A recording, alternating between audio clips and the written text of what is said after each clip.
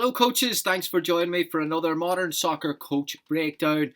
Today we're going to look at a training session exercise from Thomas Tuchel at Bayern Munich. He's off to a winning start in his first training session this week, and we're going to take a look at what specifically he did at the beginning of the exercise and potentially why he used that exercise, and maybe inspire a little bit of thinking behind session design and passing practices and how we can maybe design them to be a bit more specific and deliberate and transferable to what we want to do with our systems and our tactics and different combinations on the pitch. As always, before we start, please give it a like and please subscribe if you haven't already. We're almost at 20,000. Huge thanks to everyone who has subscribed. Okay, Thomas Tuchel, passing practices. Let's go.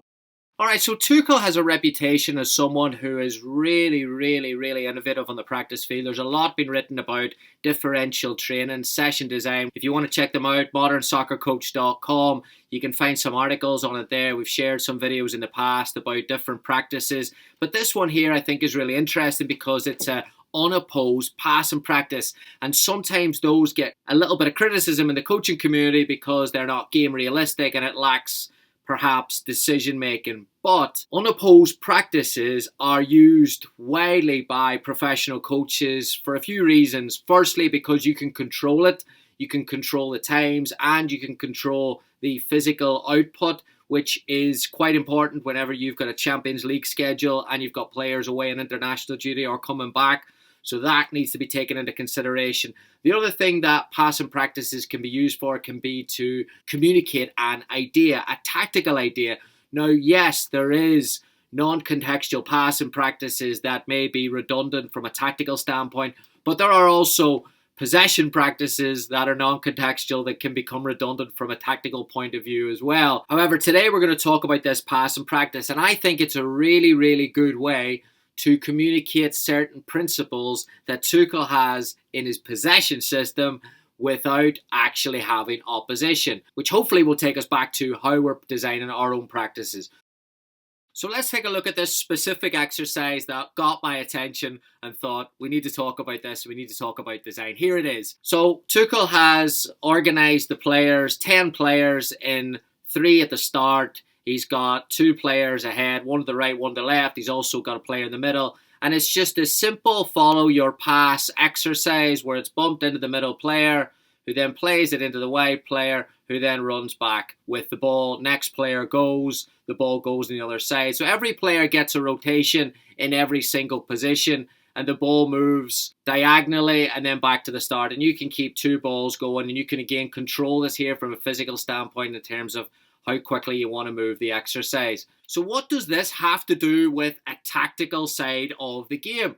Well, then let's go to Thomas Tuchel's systems in the past and look at whether there are consistencies between this exercise and how he set up teams before.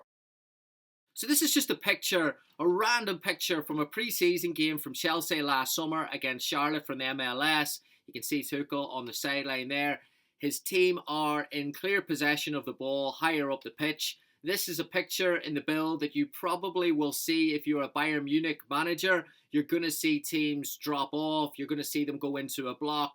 You're probably going to spend a lot of the game trying to break that block. So how has Tuchel designed teams in the past to break that block?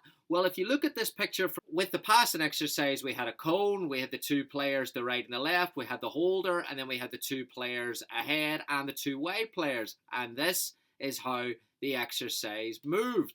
So you had the number 6 into the inside channels and then into the wide players and then coming back with the ball.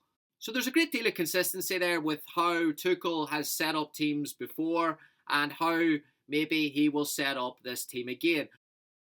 Now, what's also interesting is how you can adapt this exercise to suit your idea. So in the example we showed, it was 4-3-3 with the 7s and 11s on the inside channels. But if we go to the tactics board here, we can see that we can move that there to a 3-5-2.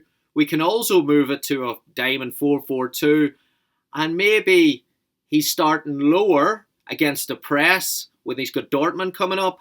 And he's trying to break out with 2 6s. And he's using every single position set up like that there. So without even moving a cone, you have put 2 or 3 different ideas there tactically that can fit into different systems. How do you do that? That's when you're consistent with your principles and you're aware of your principles and you use your principles to design passing practices so they do have relevance to your tactical system. So in this one here, we can see that Tuchel might like to circulate the ball around the back with width from the centre backs. He also likes the holding midfielder to open up in possession. He likes attackers in those inside channels, and then those wide spaces can be used by wing backs or 2s and 3s. So there are consistencies that aren't restricted to a certain formation, which is why Tuchel's such a good manager and he's able to play different kinds of systems. And not only is this system quite adaptable to different formations, but there's also a number of progressions in the same exercise that you can help communicate different combinations and increase the demands physically and technically to maybe get a little more out of it. And maybe that's why Thomas Tuchel used this exercise in his first training session as well. Maybe he's using it to extend some ideas, but also to extend some physical work with the players. We'll go through a couple of different progressions here. You can have combination play at the top. The 6 can go and get it, and it can be a run in behind from the wide player, or it can be a double give and go and multiple combinations to release the wing back or the full back into that space. Again, they increase the number of combinations, you also increase the physical demands, and you also increase the technical demands, and combination play can be something that you want to communicate as well. So there are a ton of things you can do with this exercise, and maybe that's why he's done it with his first training session with Bayern.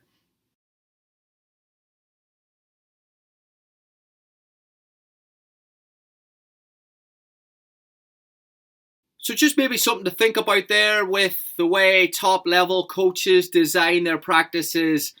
We've spent years at Modern Soccer Coach trying to share ideas from coaches around the world. And why we do that is because there are a number of ways to do certain things. There are a number of ways to do the same thing. But I think it's always healthy as coaches if we look why we're not sharing exercises so you can take them and copy them. We are sharing exercises constantly because when you look at a certain detail or a certain way of preparing something, you can adapt, you can change, you can improve, and you can also open your mind to different types of possibilities that you maybe haven't considered. And I think that's what coaching is. It's constantly looking for that 1, 2, 3% to get better out on the practice field, to continue to think of improvements in your system, in your training, in your management, and to work with those with your staff and your players. So I hope you enjoyed that. Thanks so much for watching. Before you go, if you enjoy the exercises and you enjoy the work, please consider supporting us with the ebooks, especially our 20 attacking training sessions like this in the exercises where there's a bit of thought and a bit of planning and a topic in the build-up, in combination play and attacking play and final third play. modernsoccercoach.com/shop. Before you go, if you haven't already, please give it a like and a subscribe. Thank you so much for watching. I will see you next week. Goodbye.